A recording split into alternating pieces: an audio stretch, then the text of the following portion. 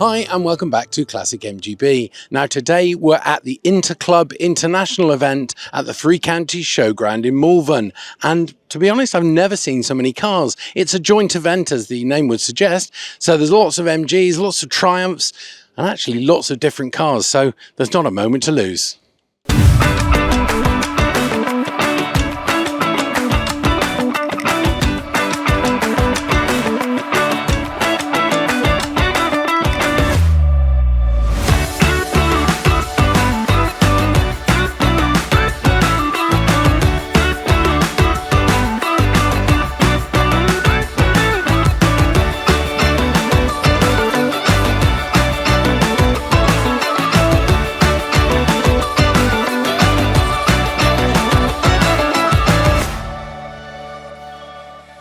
Now, most of us like to take our bees out for a little trip, but how would you fancy 4,000 miles in a month? Yeah, I agree. But this man with me, Paul Whitehouse, has actually done it. Paul, tell me why. It's the holiday of a lifetime. We first went to the south shore of Lake Garda in 1995, not long after we got married. And I've always wanted to go back, so we had a couple of trips back in 2017, 2018 that were reasonably successful. A few technical difficulties along the way, including lost brakes on the Stelvio Pass, coming all the way down the other side with the handbrake and gearbox, so that was the way we got back. But I've worked on it a lot since then, and I decided it would be time to try it all out again and set out on a much better comprehensive tour of Italy in the Northern Territories, and that's what I did in May. Set up on the 1st of May and got back just the sort of 2nd or 3rd of June.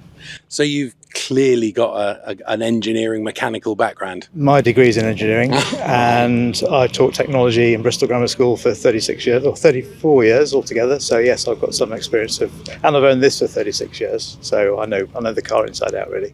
Okay, so highlights of the trip in Italy? Mountain driving, obviously that's the best thing. And I went on my own. The family flew out in relays actually to Pisa Airport and Marco Polo Airport to join me individually, and we toured Venice and Florence and places like that.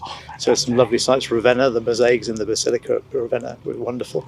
But yeah, the highlights were being with the family in various beautiful places, the wine, the food, and the mountainous driving. It's really, really good fun. So what about the low points? Okay, low points mainly concern the induction whistle that it developed after about 1,000 miles, which I think is the inlet manifold.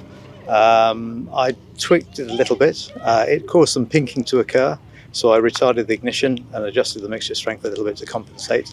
But it returned 36 miles to the gallon, over 4,000 miles, carefully worked out. And I think that's pretty darn good for a sort of 78 engine, really. That's very, very good. I think that's amazing. So is the car pretty much standard B, 1800 B series? It's had unleaded head. It's had a slight bore to increase the capacity very slightly. V8 brakes rather than standard brakes. Larger oil cooler to cope with the higher temperatures that you experience sometimes. And that's pretty much it really. Yeah, stainless steel exhaust. That's a nice little touch as well. Right. But that's the only thing really. So what's next for this B? Southern Italy next year, I hope. All the way down to the heel of the boot, as they say. And then back up. I like Pulian wines, you see. So those very rich Negro Amaro grapes are beautiful, make beautiful wines. So I'm going to go and try those. Now, the more observant among you will notice this isn't an MGB. As I said at the top of the video, there are other cars here, and I just couldn't resist taking a closer look at this. It's a 1929 Rolls-Royce Phantom I, and I think it's probably twice the size of my MGB, but what a fantastic vehicle. Of course, most people know that the MGB GT came out in 1965, but the early ones are really quite rare, and this one's from 1967. It's got the steel wheels and it's Grampian grey. It really is a very nice car. Of course, one of the great things about these sort of shows is finding bits and pieces for your car. So whether you want a trunnion for your Triumph or a mudguard for your MG, this is the place to go. There's also books and models, so you know where I'm headed.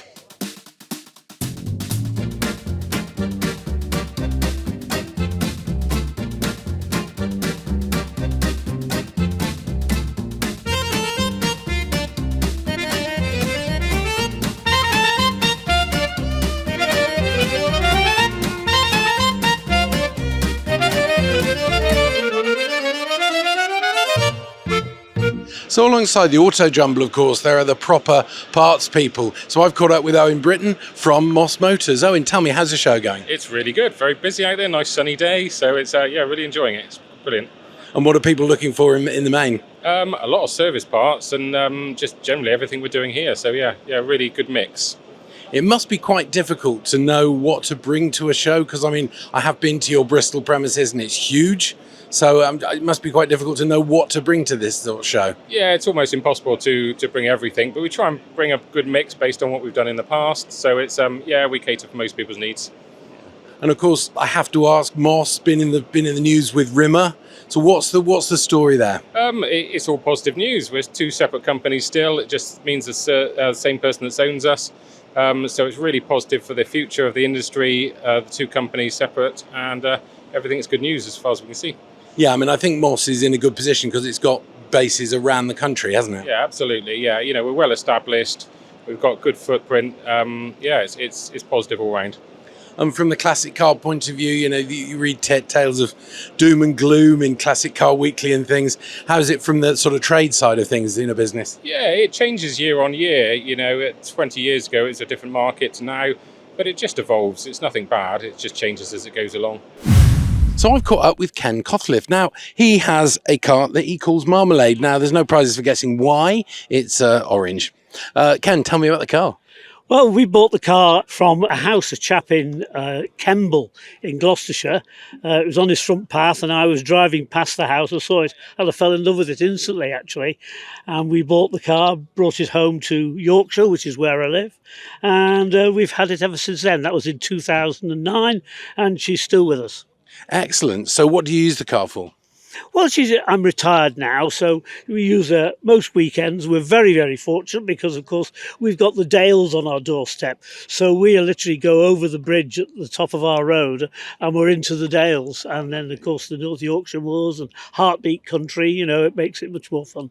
Super, yeah, there's lovely countryside for driving out that way, isn't it? And it's perfect MG colour. I had a midget as well, and that was Little Red, and we went out in that as well. That was a lovely little car to scoot around with, but it was a little bit difficult for me in the end, so I've got rid of the midget now and just have Marmalade. Excellent. Now, a little bird tells me there's a bit of a story behind this one. Are you going to let us in on that?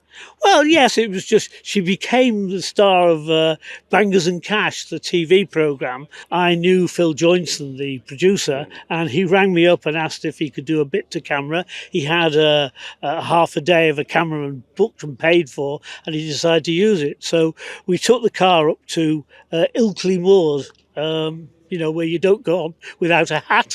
And we took it up there, and unfortunately we had lovely weather, and that day it threw it down. But that's Yorkshire for you, I'm afraid.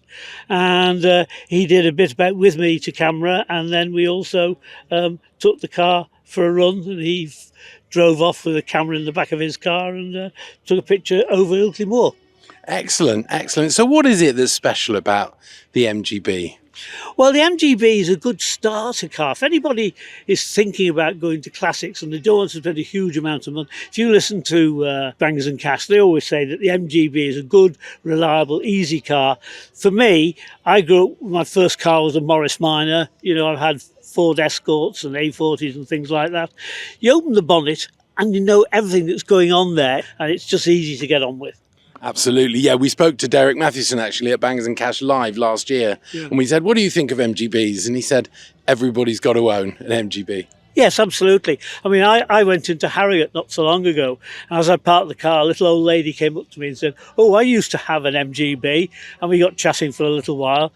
Then I went off, did my shopping, came back to the car, and as I got back to the car, 20 minutes later, there was another little old lady who said, "I used to have an MGB." So you get a sort of a great meeting of people, and the car engenders in people the spirit of MG, the spirit of friendship, which is very much an MGB thing, as you know. And we've had some great fun in this. We've taken it to France for a few weeks. We've been to the D-Day beaches.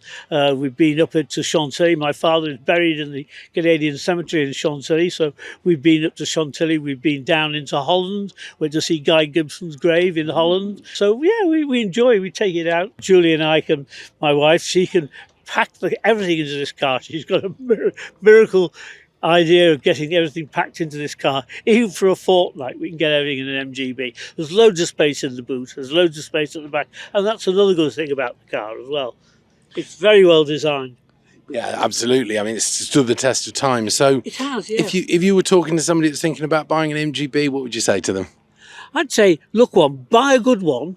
They can be a little bit rotten at the bottom if you're not very careful. When I first got this, the floor was rotten on it, and I had to have that replaced. But apart from that, she is, as you see her now, is as I bought her basically. Apart from a few tweaks, electronic ignition, we now have power steering on it because I'm an old man, so a few things like that. But basically, she's as an MGB should be. Now, this place is completely random. Not only is there cars, there's also a dog show. Would you believe there's even somebody getting married? Now, regular viewers of the channel will know that we have the viewers' cars section, but it's a real treat to actually meet up with one of our viewers in person. It's Wayne Blake and Claire. So, Wayne, how's the show been? Oh, it's been absolutely fantastic, hasn't it? The weather couldn't have been better, especially after the dodgy start this morning with it was spitting about a bit and overcast. But just look at it today, it's been magnificent, hasn't it? So, Claire, are you a supportive partner, or do you sort of come to these things under sufferance? No, I'm actually supportive. I love coming to car shows, and I actually love coming in. I am coming along in his MGB GT, so yeah, it's great. Yeah. Does he let you drive it? No, no. He did actually turn around and say to me one day, "I will show you and let you drive SCG." So I thought, right, great, okay. I'm still waiting. Oh, you drove it a little bit. We drove it that time, yeah. Just a tiny little amount like that. Yeah. But no, not normally. Not normally. But I don't mind. I mean, my feet probably wouldn't touch the pedal. Long legs. Yeah, I know. I admit my wife's driven mine once, and she's a great driver. Really. But she prefers her MG4, that's what I'll say. Yeah. Guys, thank you so much for chatting to us, and we'll speak to you soon. Take care. Thank you. Now, there's lots and lots of things going on at this event, but one of the things that really caught my eye was radio-controlled oval racing. So I've caught up with Dan and Eric Knight. Dan, tell me about oval racing for radio-controlled cars. It's just a great hobby, it is. It's just getting into all sorts of aspects, from a young age to older age, and it's just a lot of competitiveness and a lot of bashing around, but they're protective and they just go around really well. There's 4 different classes, isn't there, Dan? Yeah. There's mini stocks, there's 1300s, 2 litres and hot rods. And so each one of those classes there are different rules for. It's good fun, it's just so close, and it's all just trying to get past everyone as well. It's just very close. You get 5 minutes to do as many laps as you possibly can, with that as much of a cleaner race as you possibly can. But there are going to be crashes, as you've got 8 cars in a race on a small track. So it's good fun. When you buy it, it comes in a kit, so you learn, from an early age, if you get a kit, to put it back together when it breaks. Yeah. So it's a bit like an MGB. You keep having to replace the bits. Yeah, and from an early age, if you get a soldering iron, you can start to solder things, and you become quite good at fixing things. So it's quite a good educational tool as well. Now, we caught up with Mark and Janice Lacey. Now, neither of them want to appear on camera, but I think I'm going to give Mark the prize for the cleanest wire wheels. I'd love to have wire wheels, but I just can't be bothered to clean them. But these are super clean, and it's on a really lovely MGB Roadster. Well, I found a resident of Abingdon, so the car hadn't actually travelled very far. It's Brian Warren. Brian, tell me about your car. Well, I've had the car since 1978. I bought it off somebody who actually worked at the factory. So it's a 1972. It's had a few little extras on it when I bought it, like the windscreen's got a blue tint on the top, had servo-assisted brakes and the windscreen washers. So over the years, I used it as my everyday car originally. Just had a couple of wings on, keep it going, and we kept it in the family. So when the children were small, I put in a couple of headrests at the back, and so the children could actually sit in the car as well as a 4-seater. So you've actually had children in the back, because there was a rumour that they did. I've seen a picture of one of the factory staff's children sitting in the back, but you actually took the children around in the back of an MGB. I think that must be one of the first. Reasonably small, obviously the headroom bit restricted for older children, but yeah, when they were smaller, it's great. And I've taken it round sort of Devon, Cornwall, on a sort of surfing boys' holiday. And I found it a very versatile car. Being a GT, you can get an awful lot in it. And so we've enjoyed quite a lot of trips, different places. It's been a great asset, really, to the whole family. Excellent. It's not your daily driver now, though? No, it's a second car. I've actually got a newer MG ZS, which I've had since 2018. Right. So that's been pretty good, actually. That's our daily driver car. Yeah. Okay, but you've had this car for many, many years. So what is it that's special, do you think, about the MGB? I think it's the design. It looks a proper sports car to me. And I say it's very versatile. Being a GT, you can get all sorts of things in it, suitcases. I've got a sunroof in it, which is great. So, you know, even during the winter, it might be a cold day, but I can put the sunroof back and enjoy, you know, the weather, whatever. And it's been easy to work on. I found people around where I live, Abingdon, Montage, that restore classic cars and keep the car on the road. So, yeah, it's been a great servant for me, really. And what does the wife think about going out in the MGB? I think she quite enjoys the trips out. You know, we come today, or yesterday we came across, so we've done sort of 70 miles from Abingdon area. Never missed a beat. So there you go. That's a day at the Interclub International Meeting in Malvern. And I say I've had a really good day. Lots of different things going on, slightly unusual things, which is great. So overall, if you ever get a chance to come to something like this again, there's pretty much something for everybody. So I'd thoroughly recommend it. And I even managed to find a couple of books that I didn't have. If you've enjoyed the video, it'd be great if you could do the usual like, subscribe, and click on the bell for notifications so you'll know whenever we upload new content. As always, thanks for watching and take care.